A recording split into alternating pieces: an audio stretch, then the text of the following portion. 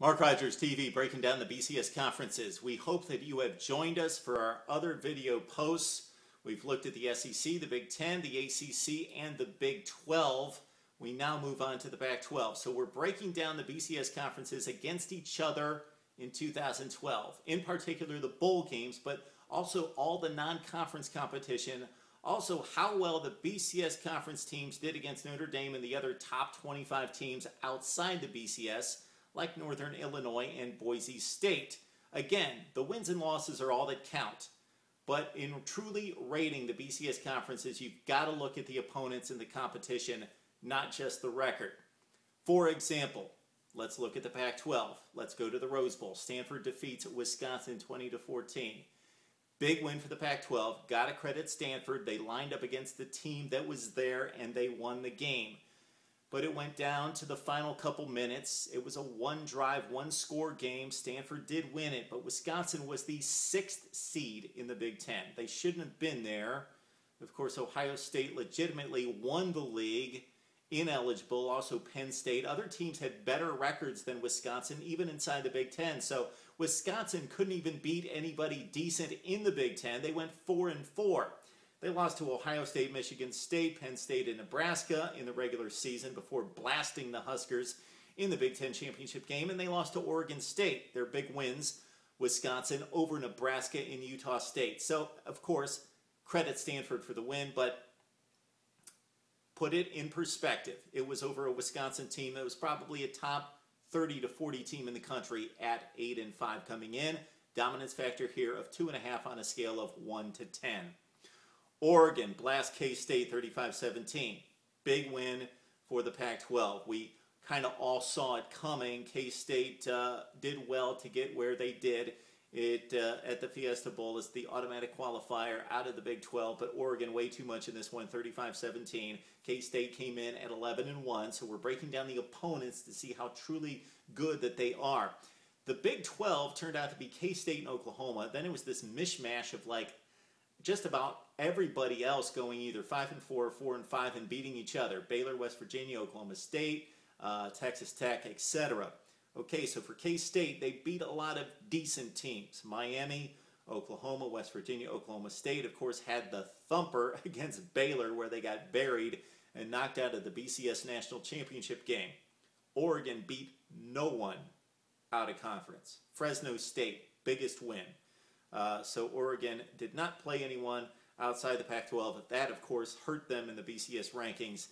They defeat K-State 35-17. Dominance factor there of 8. That's a big win. Oregon State and Texas, we talked about this in the Big 12 post. Texas wins at 31-27. So Oregon State loses here, a knock on the Pac-12, but against a legitimate opponent that came in at 8-4. Not a great Texas team by any stretch, but Oregon State had a nice year. Texas, how quality were they? They got blasted by Oklahoma, K-State. They lost to West Virginia and TCU.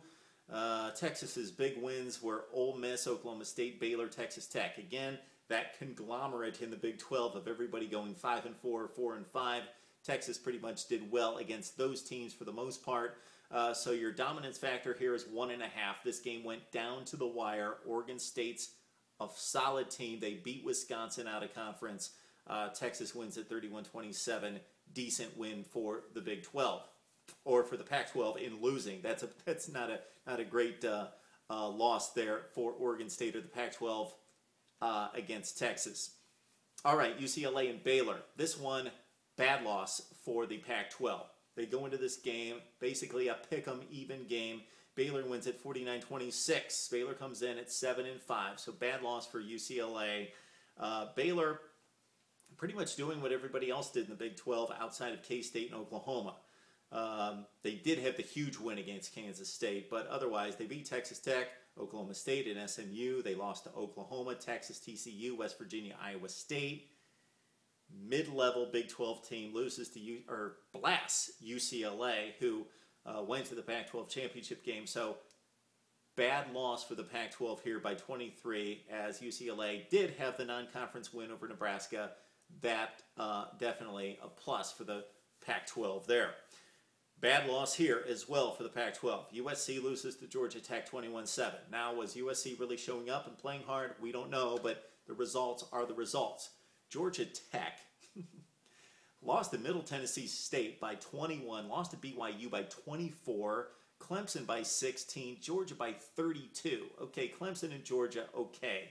But Middle Tennessee State and BYU by 24. So Georgia Tech squeaks into the Sun Bowl. Had to get a waiver, basically, because they were 6-7. They beat USC by 2 touchdowns. Georgia Tech's biggest win was against North Carolina. Otherwise, nothing impressive there. Dominance factor for Georgia Tech, because they played up in scale, is 8. So that's a -8 dominance factor for the Pac-12 there in that game. USC non-conference lost, of course, to Notre Dame without Matt Barkley and defeated Syracuse. That's their best win in non-conference play. Okay, Arizona defeats Nevada 49-48. Arizona escapes. If you saw that game, they were down by 17 late. They somehow pulled it out. Dominance factor here, 1. Of course, you're playing a non-BCS conference team, and you barely win 49-48, so just 1 point for the Pac-12 here. Nevada came in at 7-5. They're like a top 50 or 60 team, so it doesn't rate very heavily. Nothing out of the ordinary in their schedule in regards to surprising wins or losses. Arizona's best non-conference game, a 21-point shellacking of Oklahoma State, so credit the Pac-12 there. Washington, Boise State. Huskies do lose to Boise State 28-26, but we know the Broncos always play well in bowl games. They came in at 10-2. Not a bad loss for Washington here, 28-26. Boise State lost to Michigan State. They lost to San Diego State. Their best win was against BYU. For Washington out of conference, they defeated San Diego State. A decent win. That was their best non-conference win. They got blasted by LSU 41-3. All right, finally in the Pac-12, Arizona State, not surprisingly, blasted Navy 62-28. Not a huge win for the Pac-12 here. Very much expected. Navy did come in at 8-4. They did play 2 very good football teams in 2 of their 4 losses, Penn State and Notre Dame, but they got annihilated in both games, 34-6 and 50-10. So Navy comes in at 8-4. Arizona State does what they should do, 62-28. Dominance factor there of 9 for the Pac-10. So added up against the other BCS leagues, you've got the Pac-12 going 0-2 against the SEC, 3-1 against the Big Ten, 2-1 against the Big 12, 1-1 against the ACC, 1-0 against the Big East, and against the other top 25 teams, most notably Notre Dame, they went 1-4. So the Pac-12 goes 8-9 against the BCS and the other top 25 teams in the country. Pac-12 fans, defend your conference, or just let us know what you think about our rankings in looking at the Pac-12. We're going to really wrap this up with the Big East and let you know what it all means, because again, we're looking at opponents, we're looking at mismatches among teams ranked and placing in different slots in different conferences as we check out and try to rate these conferences in the BCS in 2012 before we move on to our season previews for 2013, right here on Mark Rogers TV.